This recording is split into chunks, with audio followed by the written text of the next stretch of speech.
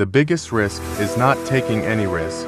In a world that is changing quickly, the only strategy that is guaranteed to fail is not taking risks.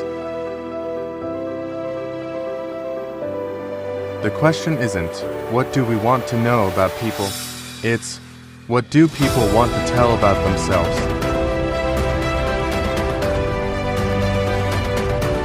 Move fast and break things.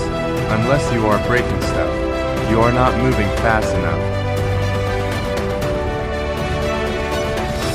The biggest mistake we made as a company was betting too much on ATTL5 over native. It wasn't a technical issue. We just made the wrong call on the platform.